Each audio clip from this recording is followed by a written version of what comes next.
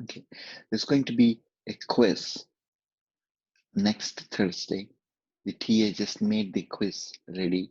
I just have to proofread that, double check that, and um, double check for consistencies, and it'll be ready. So there's going to be a quiz uh, online on Canvas 1 week from now, and the topic is going to be sequential circuits. Okay, so let's continue where we left off. Let's just begin. Let's review what we did in the last class. I talked about sequential circuits.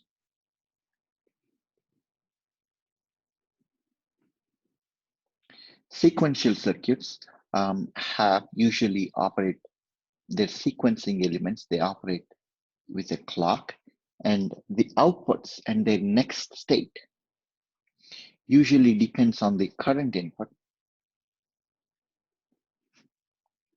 and also the previous input.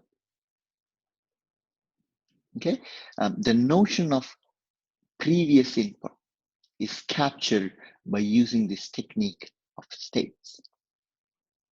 Okay, uh, so even so, the current state, the next state, and the past state that the state machine is in, that the sequential circuit is in, really depends on the current inputs and the previous input, as opposed to combinational logic.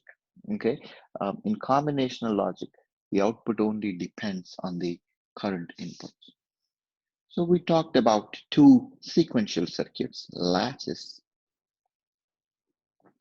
and flip-flops. Okay, latches are level triggered. On the other hand, flip-flops are edge triggered. Okay, in its most simplest form, stripped of all additional circuitry. Okay, the latch can be shown using a set of three inputs. Okay, there is the input terminal that represents the D. Okay, there is the clock input, and there is the output terminal Q. Okay, similarly, the flip-flop also in its most simplest form has two input, a clock input and a D input. And then in order to show that this guy is a level edge trigger, I show the triangle over here. So in addition to that, there is also a Q. So this is flip-flop, this is latch. Okay, what we discussed yesterday was that a latch can be implemented using, in the simplest form, a single pass transistor. Okay, a single pass transistor. So that's the implementation of the simplest latch. Okay, this input, the D input, is going to be applied over here. Okay, that's the D input. The clock input, is going to be applied over here. Okay, that's the clock input, and then the output Q itself is taken on the drain of the NMOS transistor. And what I showed was that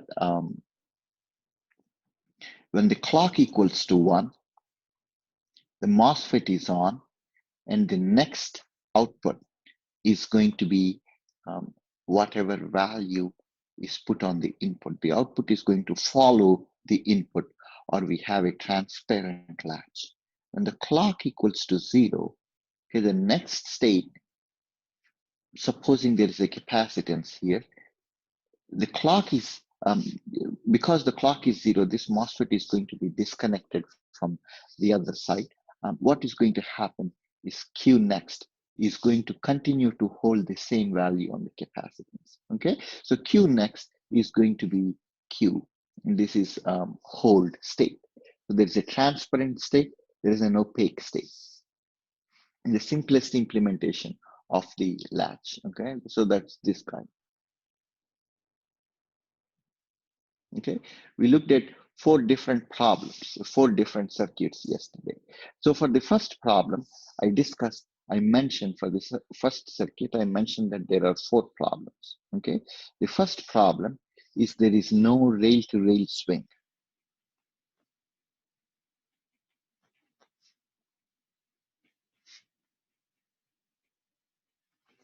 It's not present on the output, on the Q.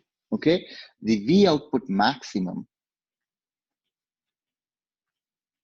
equals to the power supply minus 1 threshold voltage. Okay, so that's V output is the same as VQ. So that's this guy, V output.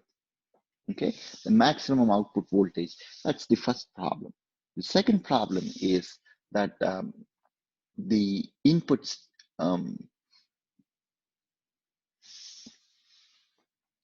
input is not buffered. The second problem is that the output is floating or dynamic, meaning that when the clock equals to 0, this switch is going to disconnect. Okay, this switch is going to disconnect. And then the output capacitance is floating. It is not defined to be VDD or 0, but it is simply floating. And because a capacitance that is floating acts like a leaky bucket, it could leak its charge. Okay, so that's the idea of the second problem. When clock equals to 0, then the output is floating.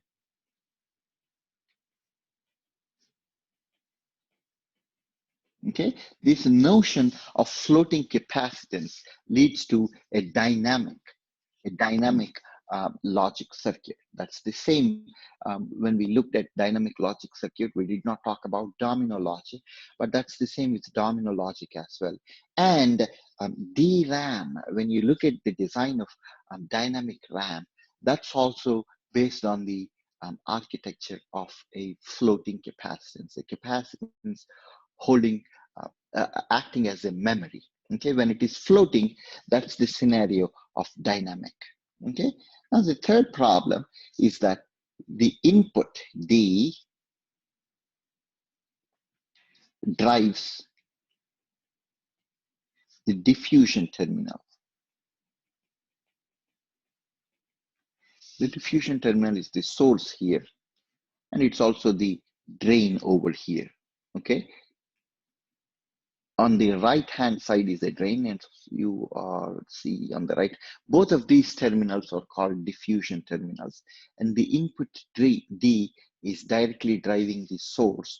So any noise on the source is on the input is going to be coupled onto the output. So D drives the diffusion, also known as input side noise, corrupts the output. Okay, the fourth problem is that the output noise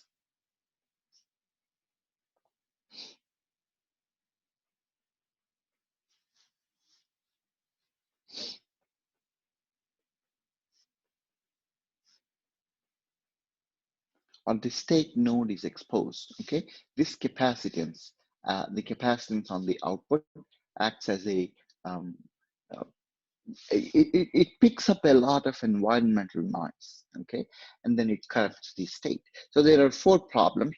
In order to solve those 4 problems, we started implementing more and more involved latches. Okay, the first thing we did was to replace the NMOS transistor with a transmission gate, PMOS in parallel with NMOS, where the clock is applied there and the clock knot is applied over here.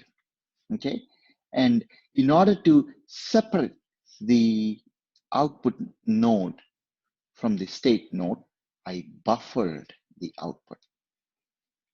Okay, between the output capacitance and between the state node, between these 2 terminals, I introduced an inverter, just so any noise on this capacitance does not pass in that direction.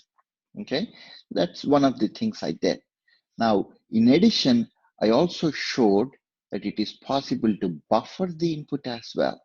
Okay, instead of the D or the input driving the diffusion, the source potential, the source node here, what I did was to drive the input through an inverter, but the inverter itself is driven by the diffusion. So if there is a noise here on the input node, well, that's not fed into the terminals here, because if you look at the inverter inputs are gates. Okay, so gates have a lot more immunity to noise than the source and drain terminals. Okay, so by buffering the input side and by buffering the output side, I solved a bunch of these problems. Okay, I solved the first problem.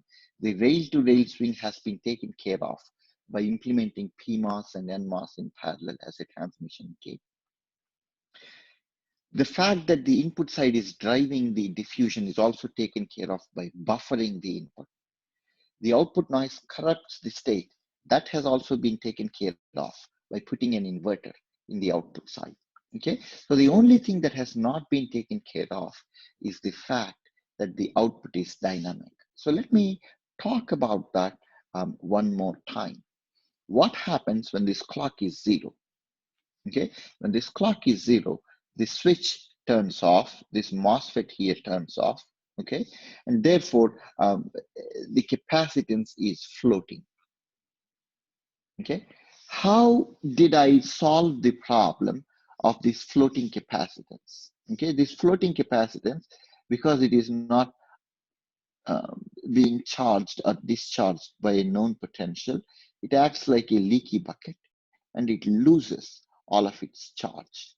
And I mentioned there's a special technique to fix that problem. What did I do in order to eliminate this problem? We introduced the feedback system. We introduced a feedback system. Thank you. So we introduced an inverter. Okay. We introduced an inverter like so that turns on. So we introduced an inverter that reinforces. Let's say there is an initial 1 over here. By placing an inverter in the feedback, this 1 is going to be 0. That 0 is going to be reinforced back to a 1. So I introduced a feedback system.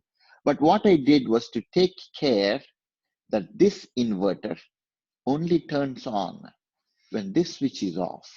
Okay, when the switch is on, by making a clock equals to 1, I want the inverter to turn off and disappear from the system, disconnect from the system.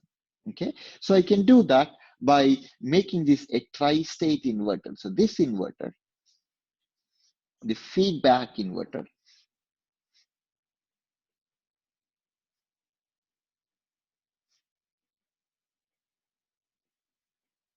is a tri-state inverter.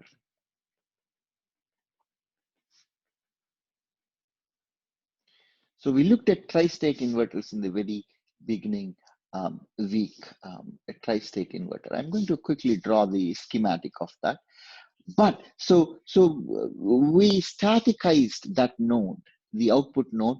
It's not dynamic anymore, but it is being reinforced. So this is a static latch with buffered input and buffered output. Okay, this is a static latch with buffered input and buffered output. Okay, do you see a problem here? What's a problem in this guy? So I set about um, solving all the 4 problems that are associated with a simple pass transistor, and I came up with this design. Okay, hoping that I have solved all the problems that I know of in latches. Okay, but not quite. What do you think is the problem here?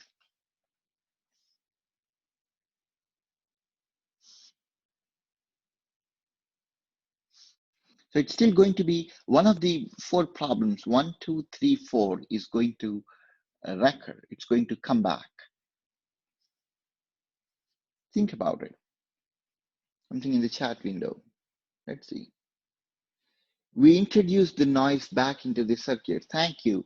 The idea is that because of this feedback path, okay, because of this feedback path, okay, any noise that is captured, environmental noise by this capacitance, now has a pathway to feed back into the circuit. Earlier, this path was not there. We didn't have this feedback inverter. So by buffering the output, we were simply able to separate the output node and the state node. But because of the feedback here, what we are doing is we are reintroducing the noise. So there's a really simple technique to get rid of this dependence. It really is to use more inverters, okay? So what I'm going to do is to notice that it is this capacitance that is actually capturing a lot of environmental noise. So my solution, or one solution, is to make sure that this capacitance is on a different node, okay? By moving this capacitance from the feedback node, okay, by moving this capacitance from the feedback node, what I have done, so let's begin. So this is this is going to be D naught, so this is going to be Q naught, and this is going to be Q, okay, so this is going to be Q naught, okay. So by moving the capacitance off of this feedback node, what I have done is I have broken the dependence of uh, or I have broken the feedback path for the noise to be fed back into the circuit. Okay, so this is an enhancement. I can think of this as being circuit number 5. Okay, as being circuit number 5. Okay, this is circuit number 5. Let's see, feedback inverter. I'm going to clean all of this. Okay, this is circuit number 5. So we have been looking at 4 different circuits so far. Okay, this is circuit number 5, and this resolves all the problems that we identified. Okay, a buffered input, a buffered output. It's a staticized latch because there's a feedback component. And what we want to notice is that the polarity, okay? So if we pay attention to the polarities here, okay? So if we pay attention to the polarity of the transmission gate, that should be the exact opposite here. Okay, so that way, when the clock is turning the switch on, the tri-state inverter will be off and vice versa. Okay, we want to make sure that the tri-state inverter there turns off when one of them is on. So let's recap what the tri-state inverter is all about. We know a regular inverter, a regular Cmos inverter has a PMOS transistor and an NMOS transistor. Here is my input and here is my output.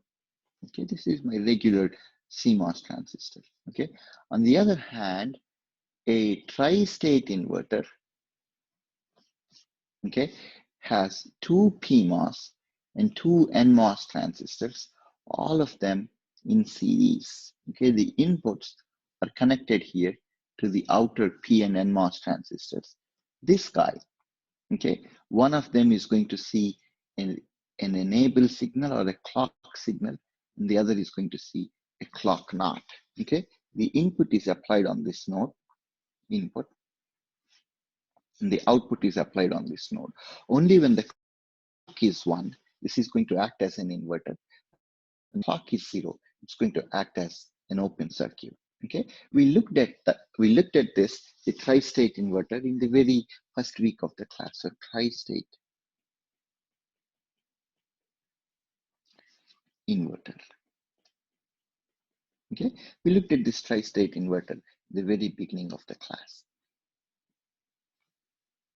Okay, so this is a tri-state inverter, and it uses 2 PMOS and 2 NMOS transistors that are operating on a clock.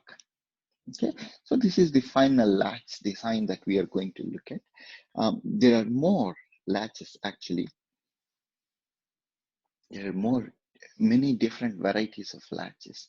Intel, for example, in their microprocessor design, in their data path designs, uses a variation of this latch. It uses a tri-state inverter. It does not buffer its input. Okay, it simply uses a static. Okay, a static um, combination here, an inverter combination here, and of course there is a output buffer uh, Q naught state over there. Okay, so this is clock and clock naught. The argument that Intel makes is, well, in our um, microprocessor environment, we have a fairly good control on the amount of input noise. And that way, if I can minimize the noise here, if I know the noise here is going to be well controlled, I don't care that the input terminal is driving a diffusion. It really does not matter because the amount of noise here is low anyways. The only big problem with the input driving a diffusion was that the noise here is going to be fed to that side. Okay, if that is big, if that noise component is big, that's a problem, all right. But if it is not that big, if it is a very well controlled environment, like Intel does in its data path systems, then they can get rid of one inverter and make the circuit that much faster. Okay, so this is Intel's version of latch. Now, it's also what is known as a jam latch. Okay, this what is known as a jam latch. I leave that as an exercise for you. I'm just going to kind of introduce that to you. The idea is instead of using an inverter that is a bit more complicated, right? This guy, if I have to use a tri-state inverter over here, that's going to consume more PMOS and more NMOS transistors, okay? The only reason I wanted to use a tri-state inverter is because when the switch here is on, okay, I want this part to disappear. Okay, I want that guy to disappear. And that's possible by using a tri-state inverter. Okay, and that's the reason why I wanted a tri-state inverter in the first place. Okay, but what if I don't want to use so many extra PMOS transistors that are necessary for a tri-state inverter. Okay, so the argument is if I can get rid of this expensive NMOS transistor, and in its place, did I say NMOS transistor? If I can get rid of this tri-state inverter and put a weak inverter in its place, that is always going to be on. That's going to be on all the time. Okay. So if this is one, this is going to read a one. So how do I show that this is a weak inverter? Let me draw it smaller. Okay, something that is relatively smaller. Okay, that's going to make this a zero. This is going to be a zero, and this is going to be a one. Okay, this feedback is always going to be on because this is not a tri-state inverter, it's a regular inverter. Okay, the problem happens when the incoming data, okay, the data that is coming in is trying to put a one on this node. Okay, the data is trying to put a one on this node. Okay, that's one, but then there is a zero coming in from this path. So there's a conflict, there's a clash between the data and the feedback path. So in order to make sure that the right data that is coming in from the left side of the node, I want to make sure that it always overrides um, and uh, persists. The technique is to make this inverter a weak, um, a weak inverter. That way, the one that is coming in from the data can always override.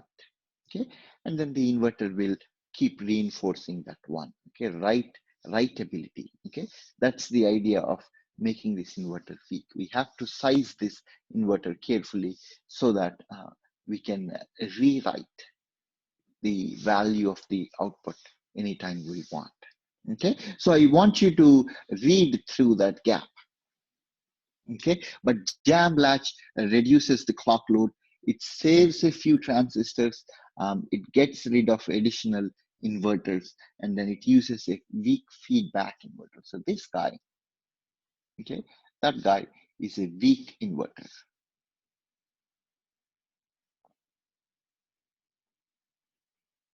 Okay, that's a weak inverter, and there are many different flavors of latches.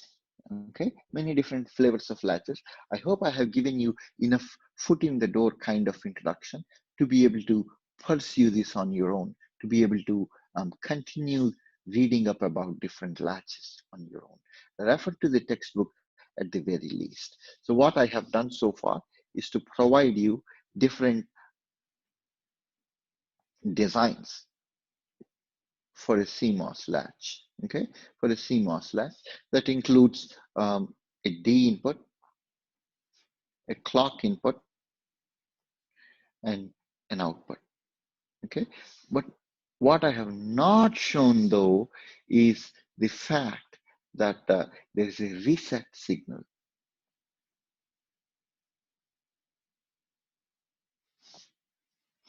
Okay, there's a reset signal and there's an enable signal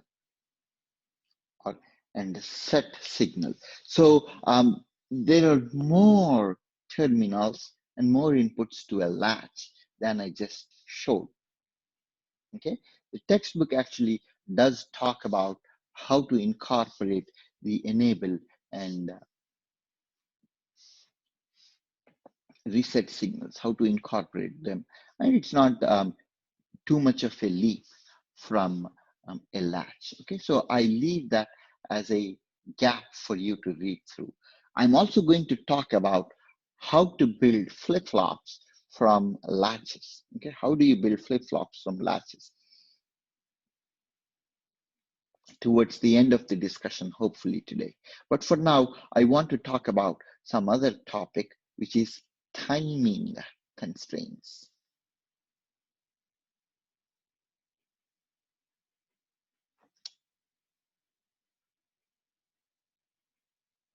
Timing constraints in sequential circuits.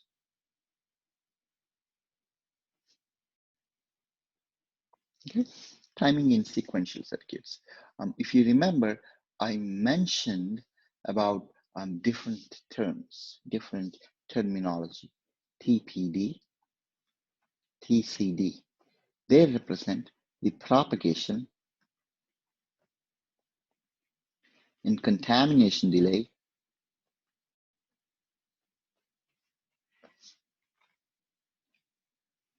They represent the propagation and contamination delay for a combinational circuit.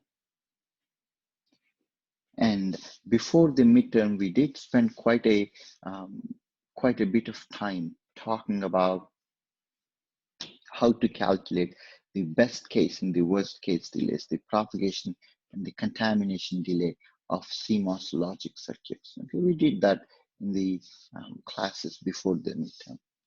I also mentioned there is a TP-CQ, clock to Q propagation and clock to Q contamination. So this is propagation, this is the contamination delay respectively for clock to Q delay.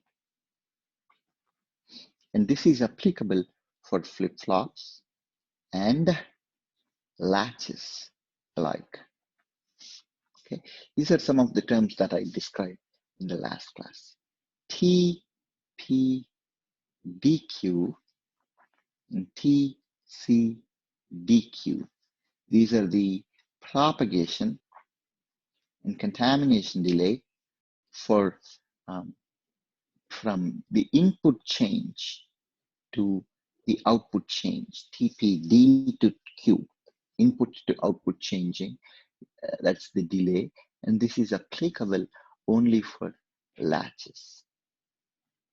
And this is applicable only for latches, but not flip-flops, because flip-flops do not really respond to changes in the input.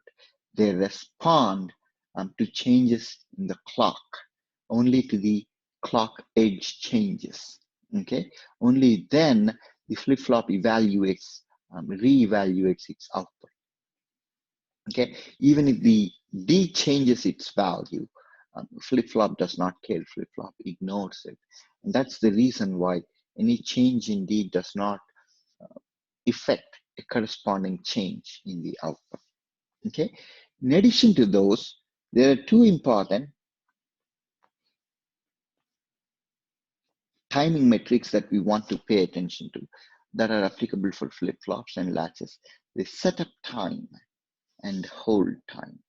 And corresponding to this setup time and hold time, there are two delay constraints: the maximum delay and minimum delay constraints. Okay, the setup time is the amount of time that the inputs have to be stable before the clock arrives at a flip-flop.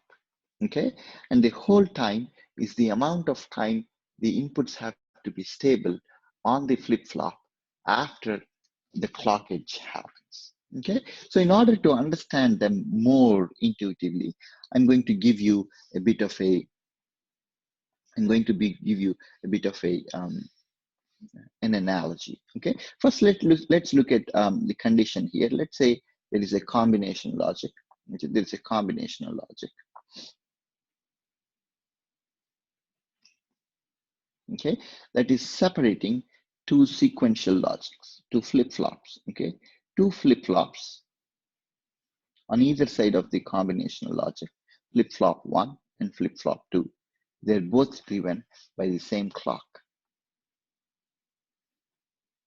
Okay, and we are going to look at an analogy that can help us intuitively understand this. Okay, the input that is changing on this flip-flop, okay, takes some time after the rising edge of this clock, after the clock edge changes, and then once this guy changes, once Q changes, the combinational logic begins working, and after some delay of this combinational logic itself, this guy is going to change. The output of combinational logic is going to change. So this D1 and Q1 are the input and output combination for the flip-flop 1. So this D2 is the input of the flip-flop, and Q2 is the output of the second flip-flop. They're both driven by the same clock source. Okay, so they're both driven by the same clock source. Okay, so when a clock occurs at T1, okay, when a clock occurs at T equals to 0, I don't know, let's start at T equals to 0. Okay, then flip-flop 1, and by the way, flip-flop 1 is called a launching flip-flop, and flip-flop 2 is called a receiving flip-flop.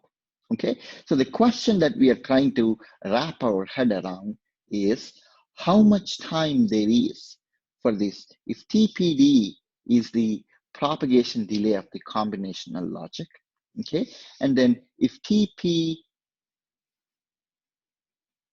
D to Q is the delay associated with the launching flip-flop, TPD is the delay of the combinational logic. If T setup is the delay of second flip-flop, the receiving flip-flop, is there an equation, is there a relationship that determines the relationship between, is there an equation that determines the relationship between these terms? The clock frequency, TC, is the frequency of the clock. Okay. So in order to understand that, let me provide an analogy that you will be able to relate to comfortably. Okay, let's say you're taking two exams back to back. Okay, let's say you're taking two exams back to back. One exam begins at 3 p.m. Okay, and another exam begins at 4 p.m. Okay, let's say another exam begins at 4 p.m. Two exams here, and you're trying to schedule them back to back. And the question that you're really asking is, this is the combinational logic delay, TPD, right? How much time can I spend on Dr. Meduri's exam that starts at 3 p.m.? Okay, given the fact that I have Dr. Arad's exam at 4 p.m. Okay, at 4 p.m. Let's say I'm scheduling exams back to back. Well, in order to answer that question, and let's say TC is the 1 hour time that you have between these two exams. Okay, the equation that relates these two is the TC should be at least greater than or equals to TPCQ plus TPD plus T setup. Okay, let's try to understand them in an intuitive way using the analogy that I provided. Okay, so there are a bunch of different components here. TC is the time 1 hour between the two exams. One exam starts at 3 and another starts at 4. So I naturally have 1 hour between them. So this 1 hour should be enough for me to take the exam itself, that is TPD or the combinational delay. And in addition to that, I should also have enough time to be able to run across the campus and reach the other exam hall maybe around 3:55. So I need some time, at least 10 minutes of time after the first exam begins, after the first exam ends, before the second exam begins. I need some time, at least 10 minutes of time to run across campus and get set up for the second exam. And that's not enough. I have to factor in something else. Okay, what is this guy? What is this TPCQ? What is this TPCQ?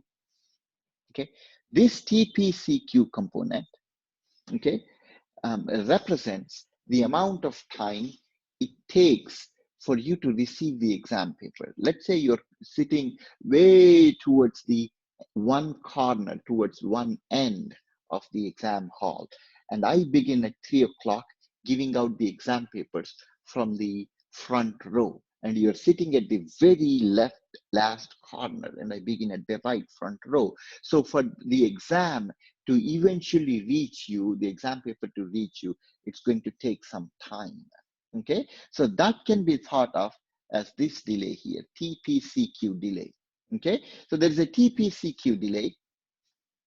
Then there is the amount of delay associated with taking this exam itself, that's color coded in red here. And then there is the time you need to get set up for the next exam, which is associated with the second flip-flop. Okay, so these are the different parameters that you have to account for when you're setting up exams back to back. So the question is, to answer your question, you started out with the question of TPD, what is the maximum time I can spend on Dr. Meduri's exam? Well, there is 1 hour between the two exams, that is TC. From that 1 hour, I have to factor in the time it takes for me to get the exam paper, because I'm sitting to one corner. And also I have to subtract the time I need to get set up for the next exam. So once I do that, that's the idea. That's the maximum time I can spend on Dr. Meduri's exam. So that is more or less the question of what is the maximum combinational logic time delay that is permissible given these constraints. Okay, so that's the idea, and this happens to be a fundamental question. If you're trying to design a good digital circuit, as a designer, you want to ask yourself, what is the maximum frequency at which I can operate? So if you don't do this, if you spend too much time, if TPD is larger than TPD max, what happens is that means you're spending more time than you have budgeted on the first exam, which leaves you running late for the next exam. So running late for exam 2. That leads to a setup time violation. You don't have enough time to get set up for that exam, and then you're eventually going to not do very well in that exam. There's going to be a setup time violation.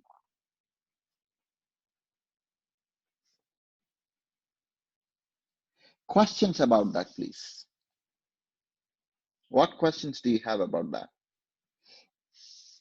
Okay. So if you don't have questions, I'm going to throw in a little bit of a artifact in here. Let's say we know this guy, TC, the amount of time between the two exams should incorporate TPCQ, the time for you to receive the exam, the time for you to actually take the exam, and the time to get set up for the next exam. Sure. And then I have rearranged this to TPD. What's the maximum time I can spend? Well, the maximum time I can spend is, and I should really say TPD max should be less than or equals to this guy, okay? TPD max should be less than or equal to the amount of time I spend on one exam should be less than all of these, both, okay? So the question is, what is the maximum time I can spend? The maximum time I can spend should be less than TC, the total time between the exams, minus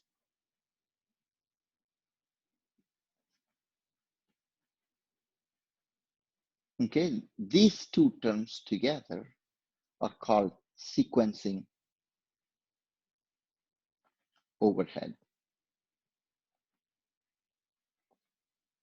Okay, so that's the equation here. This is called a maximum delay constraint. This is the maximum time I can spend on Dr. Meduri's exam. Okay, so think about this now. The assumption here is that both of these clocks, okay, myself and Dr. Arad, the assumption is that we are operating on the same clock. Okay, what if my clock is different and his clock is different? What if there is a skew between our clocks? How is that going to affect the amount of time I have left for the exam? Okay, so think about the worst case scenario in this situation. So think about that and let me know what kind of situation arises. The worst case situation will be when your clock is running late and the Dr. Raj's clock is running ahead. Yes, that's the worst case. That is correct. So I give you the exam at 3:05 because I looked at my clock and saw 3 o'clock. My clock is really late. So I thought I was beginning the exam at 3 o'clock, but really I'm beginning later than I promised. Even so, Dr. Araf began his exam at 3:55, thinking that he began at 4 o'clock, but he really began the exam sooner than that. So what really happens is that you lost some time, you lost 10 minutes of time simply because there is a skew, there is a mismatch between our clocks. So if clock one of the launching flip-flop arrives late, and the next clock on the receiving flip-flop arrives soon, if there's a mismatch, and there's always going to be some mismatch, there is going to be some tolerance, and some variability though. So there is going to be some mismatch between the two clocks. The worst case happens when the arriving clock is late and the receiving clock is early. Okay, this amounts to what is known as clock skew. Okay, and this clock skew is going to eat into the time that you have to take the exam. Okay, so let's go ahead and readjust our equation here. So TPD, that is the time I have to take the exam. It should be less than or equals to the maximum time I can spend on the exam should be the total time I have between the exams, and I have to account for this guy for the exam to reach me, for the setup time, and I should also account for the worst case T clock skew, because that is going to eat into the amount of time I have left to take the exam. Okay, does that make sense? So these terms, TP, CQ, T setup, and T clock together are called sequencing overhead. The textbook actually has a bunch of good examples on a data path.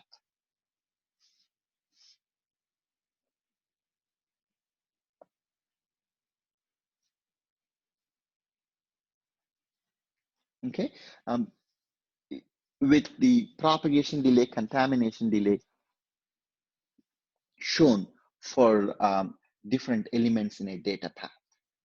Okay, there's address, there is buffers, there's wire delay, so on and so forth. A bunch of components in a data path. So I encourage you to look at that example. Okay, so in addition to that, I'm also going to point you to another resource online, among other things. Okay, so this is one condition. So this is called the maximum delay constraint.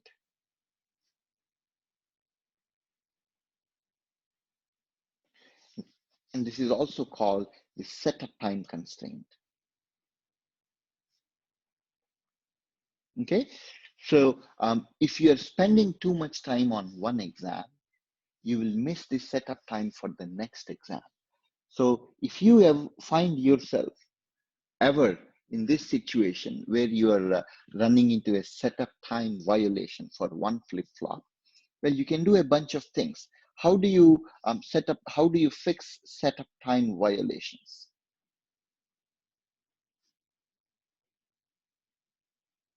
In order to fix setup time violations, you have two things, okay? You can take the exam for a short duration of time. You can finish the first exam sooner. So TPD, you have to rearrange TPD to a lower value, okay? Or in other words, you have to prepare better for the first exam so you don't end up taking a lot of time and violating the setup requirement for the next exam. The second thing is, wherever possible, you can increase the clock, the time delay between the two exams, okay?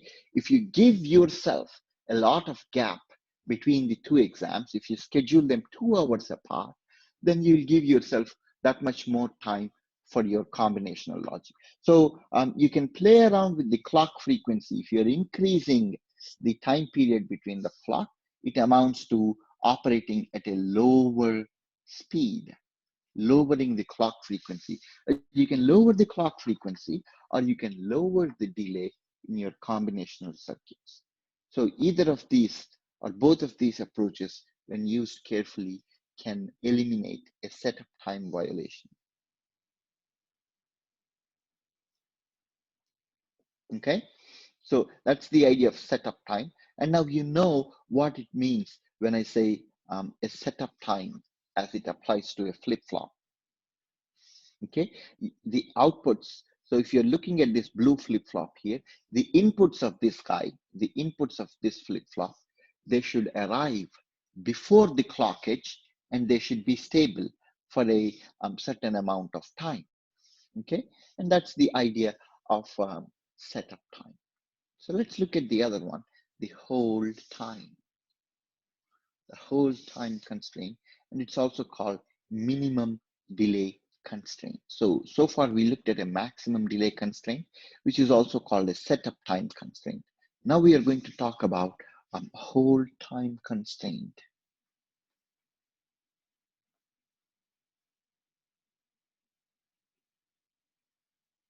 Okay, this is also called minimum delay constraint. Okay, minimum delay constraints. So this really happens. The minimum delay constraint really happens when I'm. So let's go back to our analogy.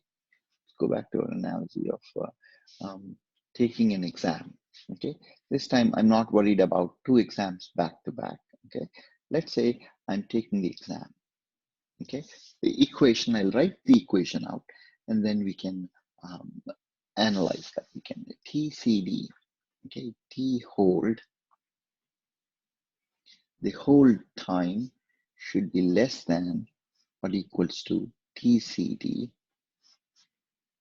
plus TCCQ. Okay.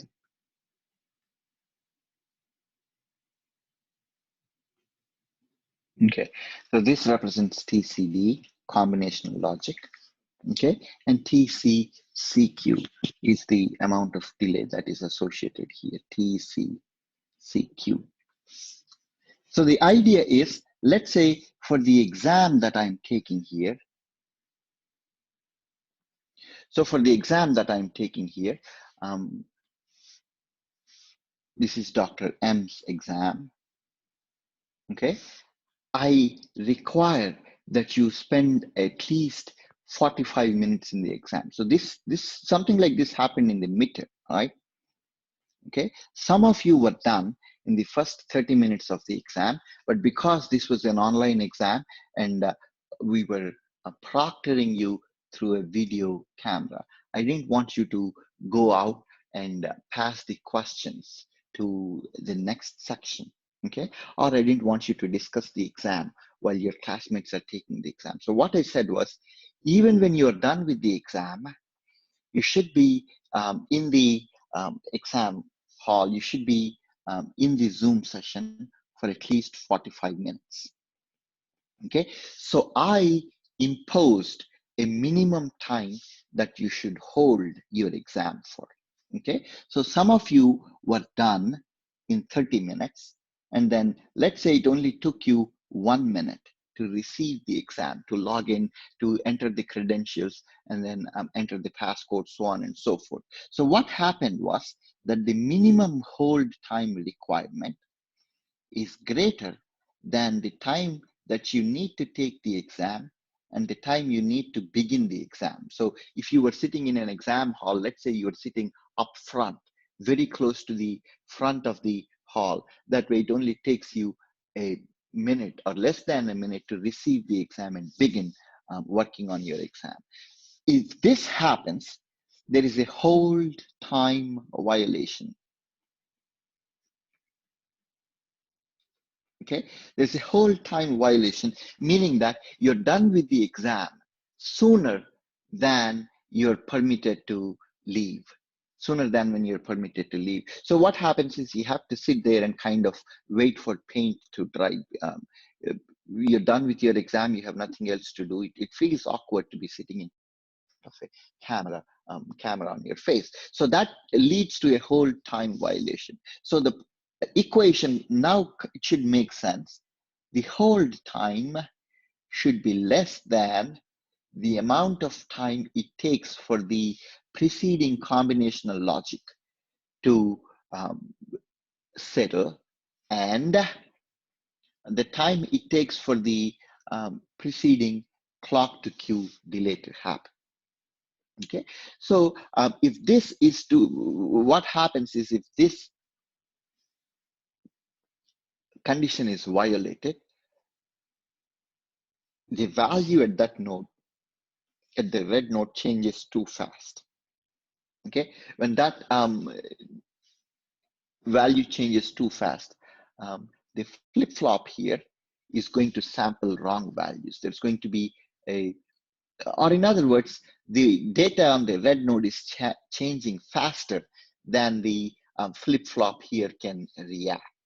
Okay, so that's going to lead to a hold time violation. So the equation again is T hold should be less than or equals to this guy. The T hold should be less than or equals to TC D, or you should spend at least so much time in the exam that it is greater than or equals to the hold time minus TCCQ. Okay, how do you fix the hold time violation? Okay, can you play around with the, so here is a question for you. Can you play around with the frequency of the clock, F clock or the T clock, in order to eliminate the hold time violation? Yes or no?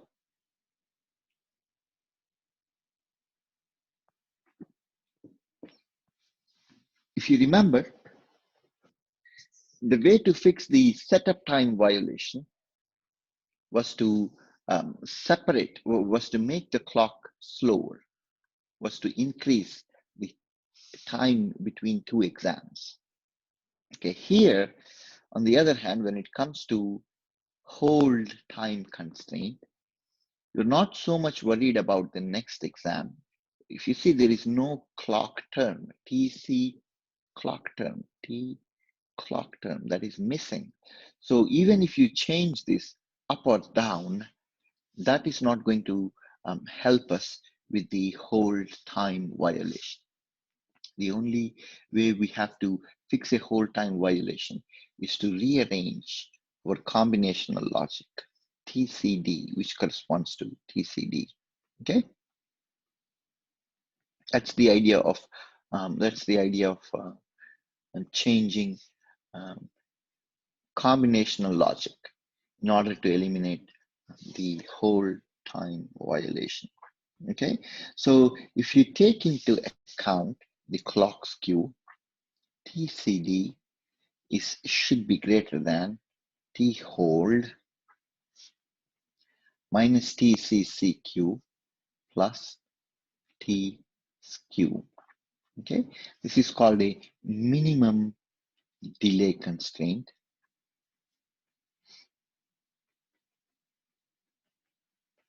It's also called the hold time constraint. This is a favorite question of many interviewers because this forms a fundamental topic. This gives you an idea of how fast or how slow your digital circuits can operate, and what is the maximum clock frequency that I need, that I can use for a particular clock frequency. So what I'm going to show you now is a resource, okay, a resource online provided by um, provided by um, folks from Intel. Okay, here is a senior manager who works on FPGA um, design. Now he developed some of this material. If you Google Intel workshop on timing, okay, it will take you to this website. You can browse through that, and then you find the static timing analysis of digital circuit workshop. There is a lecture on there as well. There is some material here.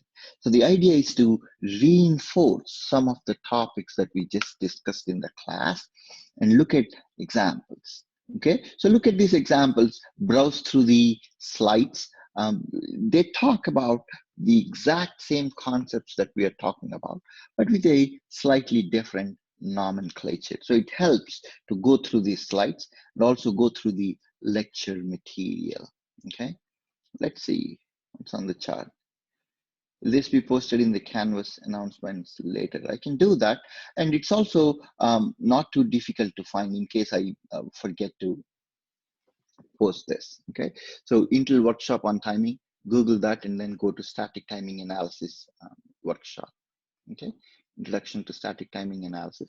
I can make this available online as well. Okay, it's the video is being recorded, so you can always go back to this video and then And then I don't know, it probably, the question is how long is the lecture recording? It's probably somewhere in the 30 to 45-minute range. Some of them actually, some of the Intel employees that developed this workshop, they regularly visit our Sac State campus. They present their workshops, their seminars. And then there was one scheduled for this semester as well, but because of the unforeseen situations, they have been canceled. So I'm guessing anywhere, far as I know, it's between 30 to 45 minutes. Okay, so this material, interesting. You can go through their examples, you can go through their exercises, so on and so forth. Okay, so let me switch back to my iPad. Okay, and continue our discussion. Okay, that's probably all the time I want to spend on timing constraints in sequential circuits. So let's go back to other material that I said I'm going to come back to. So what I did was we looked at latches design using Cmos logic gates. And we looked at timing constraints.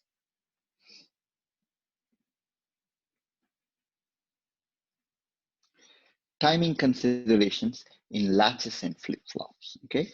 What I have not shown is design of flip-flop, okay? Flip-flop design using CMOS, okay? So if you know a good latch design, you can put two latches back to back and create a good flip-flop. And that is, in fact, what we are going to do. Okay, so we put two latches back to back, and that operates like a flip-flop. Okay, one of these latches is going to be positive level triggered, and the other is going to be negative level triggered. Okay, and I'll point that out to you, how it is easy to convert a positive level triggered latch to a negative level triggered latch. Positive level triggered latch to a negative level triggered latch. Okay, if you put them together back to back, okay, if you put them together back to back, then what you have is a flip-flop. Okay, what you have is a flip-flop. That is what we are going to see. So the idea is both of these are level triggered latches.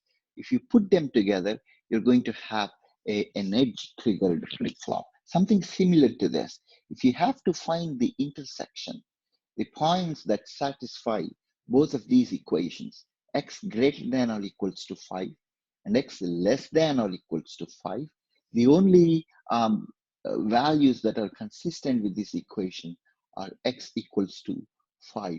So there's a positive level triggered latch, there's a negative level triggered latch. The result is an edge triggered flip-flop that reacts to only edges, but not anything greater or less. Okay, so let me show you an example here, and then it'll be easy to see how each of these become a latch. Each of these are actually a latch. Okay, so I begin with a buffered input. Okay, there's a buffered input, and the fundamental building block of a latch is this guy. Remember, the transmission gate. Okay, the transmission gate that looks like this. Okay, let's pay attention to the fact that the clock and clock bar are applied like so, and then there is the buffered output. Okay, to isolate the output node from the input. Then there is a feedback. Okay, feedback is a tri-state inverter where I use phi and phi naught as the inputs for this inputs for that clock tri-state inverter. Okay, so that's one latch. The second part appears like so. There is another transmission gate. Okay. Now pay attention that I should have drawn it like so. Okay, like so. Now pay attention to the fact that the clock and clock knot are reversed. Here, the PMOS transistor is seeing a clock. Here, the PMOS transistor is seeing a clock knot. So each of these, one of them is a level triggered, positive level triggered latch, and the other is a negative level triggered latch. And then the rest of the circuit is familiar to us. There is a feedback. There's a feedback right there. Okay, and then the clock and clock knot are reversed for this guy. And then there's another inverter. And of course, there is a separating inverter that provides Q and Q naught. Okay, Q naught. Okay, this guy, and there are two latches here. You see, if I can eliminate this, okay, anything to the left of this node is latch 1, and anything to the right of this node is another latch. So a combination of these two latches is a flip-flop. Okay, it's a flip-flop, and then you can see it's, so for now I have only shown this flip-flop to have a D input, a clock, a Q output, and a Q naught output, because there are two outputs. There is Q naught and Q, a complementary output, and then there is a clock here as well, a clock input, which is the same as phi. Okay, but I have not shown the reset and enable. Okay, reset and enable. There can be more than one configurations for flip-flops. The flip-flops and latches can be synchronous and asynchronous. Okay, meaning that if I press the reset button, then the outputs of the latch go to 0, 0 and 1.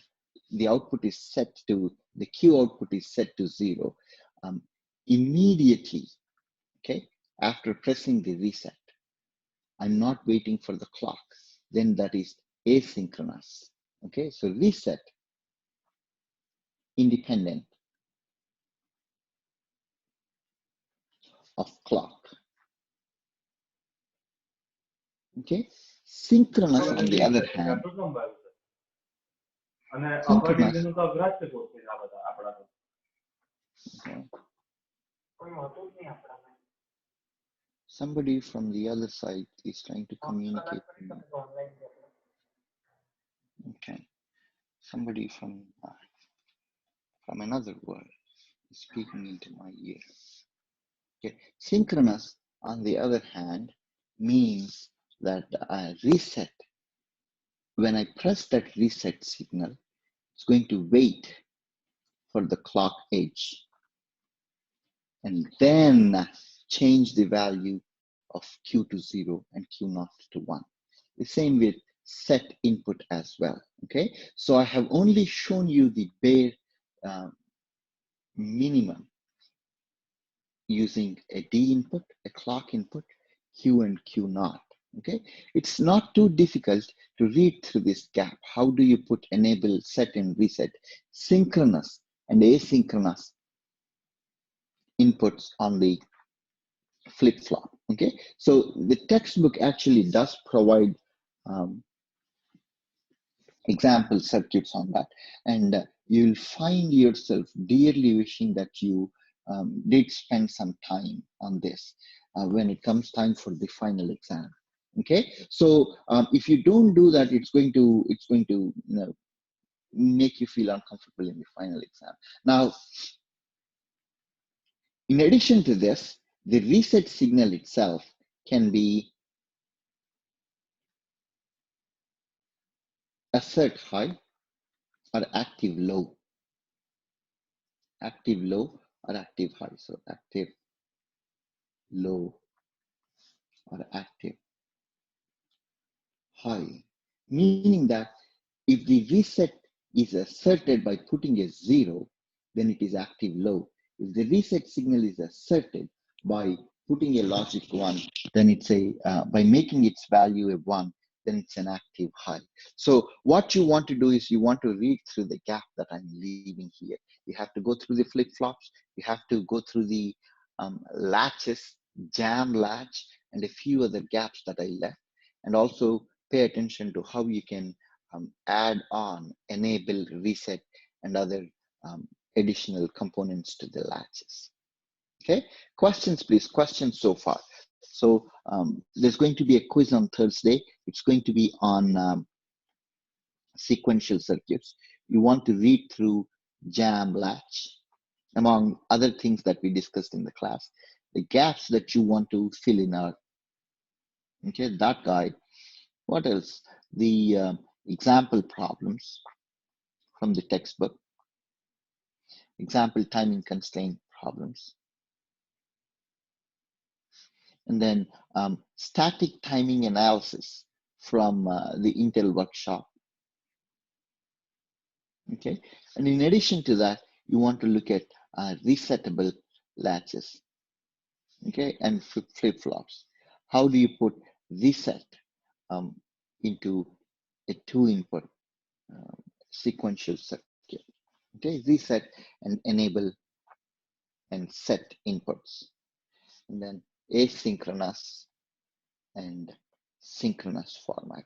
Really, this may appear like a big list. It really is not. It doesn't take you a long time to go through this. So questions, please.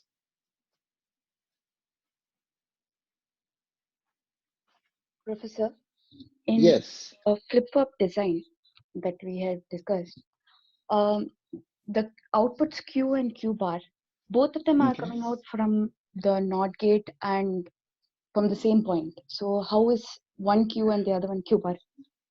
Yeah, that's a good question. I should fix that. Let me go ahead and change that in just a second. That's a good observation. So this guy is really coming from here.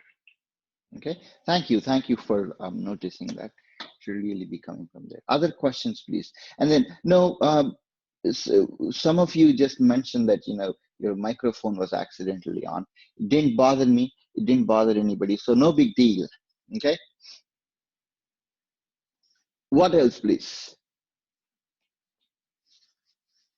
Okay. I just thought somebody was trying to communicate to me from the other side of life, and then I got a little scared. Now, I'll see you folks back on Tuesday then, and good luck. Have a good weekend.